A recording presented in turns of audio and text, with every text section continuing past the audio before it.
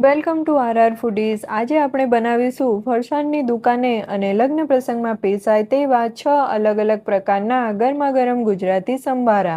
જેમાં સૌથી પહેલા ગાજર મૂળાનો સંભારો બનાવવા માટે એક પેનમાં 2 ચમચી તેલ ગરમ કરી તેમાં રાઈ, હિંગ, લીલા મરચાંનો વઘાર કરી લાંબા કટ કરેલા ગાજર અને મૂળાને ઉમેરી હળદર મીઠા સાથે મિક્સ કરી ઢાંકીને 2 થી 3 મિનિટ માટે ચડવા દઈશું। 2 થી 3 મિનિટ પછી મૂળા અને ગાજર ચડી જાય એટલે ગાંઠિયાનો ભૂકો ઉમેરી મિક્સ કરી કોથમીરથી ગાર્નિશ કરીએ તો તૈયાર છે લગ્ન પ્રસંગના જમણવારમાં પૂરી અને શાક સાથે પીરસાય એવો ગાજર મૂળાનો સંભારો।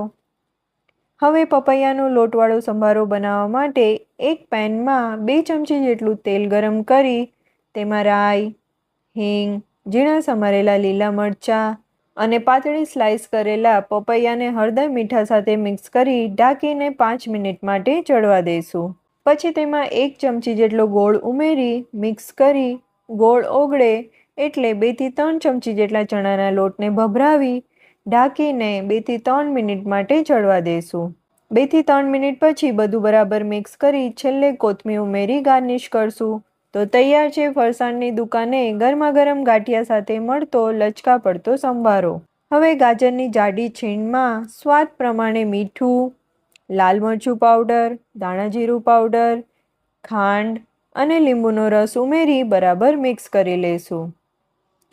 હવે ગરમ તેલમાં રાઈ, લીમડો અને હિંગનો વઘાર કરી સંભારામાં ઉમેરી બધું બરાબર મિક્સ કરી છેલ્લે કોથમીરથી ગાર્નિશ કરશું તો તૈયાર છે કાઠિયાવાડનો ફેમસ ગાંઠિયા સાથે ખવાતો ખાટો મીઠો ગાજરની છીણવાળો સંભારો।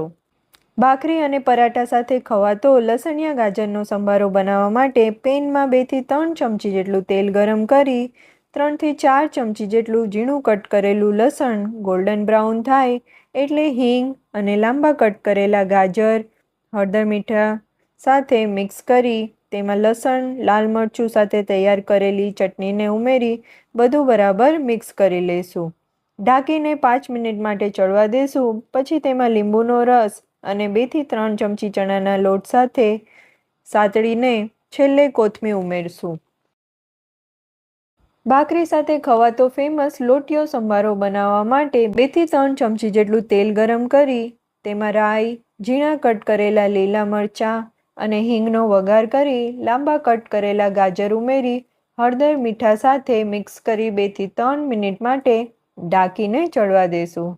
પછી તેમાં 2 ચમચી જેટલું મોળું દહીં મિક્સ કરી ઉપરથી ચણાનો લોટ ભભરાવી ઢાંકીને 2 થી 3 મિનિટ માટે ચડવા દઈશું।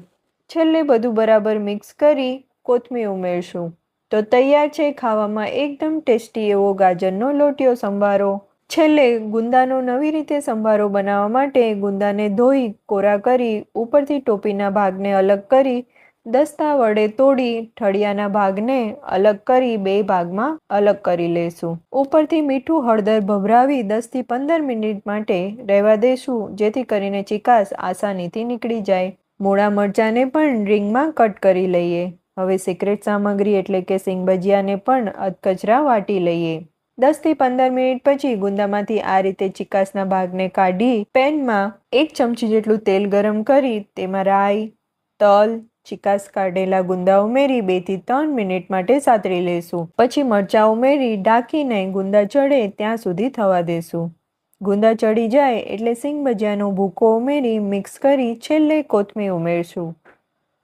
તો આ 6 સંભારામાંથી તમારો સૌથી ફેવરેટ સંભારો કયો છે એ મને કમેન્ટમાં ચોક્કસ જણાવજો। અને હા, વિડીયો ગમ્યો હોય તો લાઈક, શેર અને સબસ્ક્રાઈબ કરવાનું ભૂલતા નહીં।